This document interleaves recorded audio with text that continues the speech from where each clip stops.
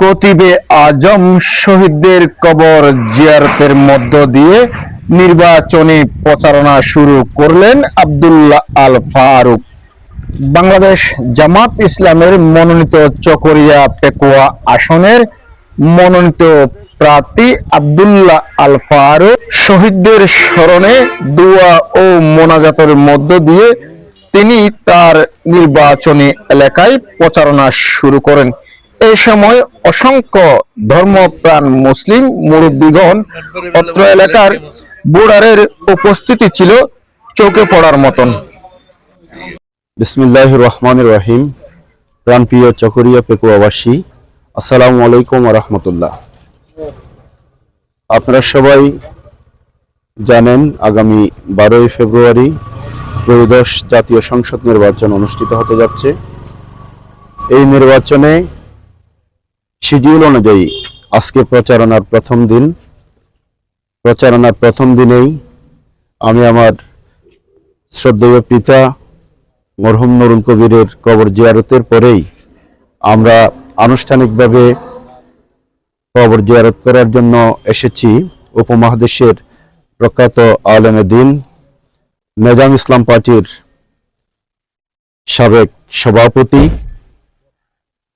বিশিষ্ট আলেমে দ্বীন মরহুম মাওলানা সিদ্দিক আহমদ রহিমাহুল্লাহ, এবং আমরা আজকে খতিবে আজম সিদ্দিক আহমদ রহিমাহুল্লাহর কবর জিয়ারতের মাধ্যমে আজকে আমরা আমাদের আনুষ্ঠানিক নির্বাচনী প্রচারণা শুরু করেছি। আমরা চকরিয়া পেকুয়াবাসীকে শুভেচ্ছা জানাচ্ছি। খতিবে আজম হযরত মাওলানা মরহুম সিদ্দিক আহমদ রহিমাহুল্লাহ তিনি যে দিনকে বিজয় করার জন্য আজীবন সংগ্রাম করেছেন, ইসলামী মূল্যবোধের ভিত্তিতে একটা ন্যায় ইনসাফের সমাজ দেশ প্রতিষ্ঠার জন্য সংগ্রাম করেছেন। ইনশাআল্লাহ এদেশের আলেম ওলামা আজকে ঐক্যবদ্ধ হয়েছে, এদেশের গণতান্ত্রিক দেশপ্রেমিক শক্তিগুলো ঐক্যবদ্ধ হয়েছে।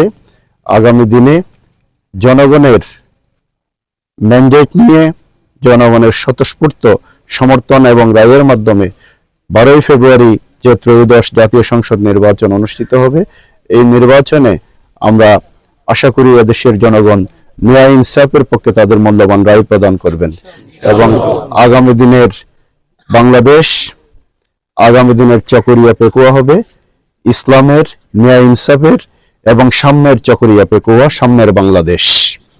এবং এ লক্ষ্যে আমরা এদেশের সকল আলেম ওলামা, তৌহিদি জনতা, এদেশের যুব সমাজ, এদেশের মহিলা মা বোনেরা এবং এদেশের অন্যান্য ধর্মাবলম্বী যারা আছেন, হিন্দু বৌদ্ধ খ্রিস্টান সহ সকল বাংলাদেশের নাগরিককে আমরা আহ্বান জানাই, আসন পরিবর্তনের জন্য আমরা সকলে ঐক্যবদ্ধ হই। একটা দুর্নীতিমুক্ত বাংলাদেশ প্রতিষ্ঠার জন্য, একটা ন্যায় ইনসাফের বাংলাদেশ প্রতিষ্ঠার জন্য, একটা মানবিক মর্যাদার বাংলাদেশ প্রতিষ্ঠার জন্য, রাজনৈতিক প্রতিহিংসা মুক্ত একটা বাংলাদেশ প্রতিষ্ঠার জন্য, একটা সুন্দর এবং আগামী দিনের আমাদের সন্তানদের, আমাদের ভবিষ্যৎ প্রজন্মের জন্য একটা নিরাপদ বাংলাদেশ প্রতিষ্ঠার জন্য আমরা সকলে ঐক্যবদ্ধ হই। সবাইকে অনেক অনেক ধন্যবাদ।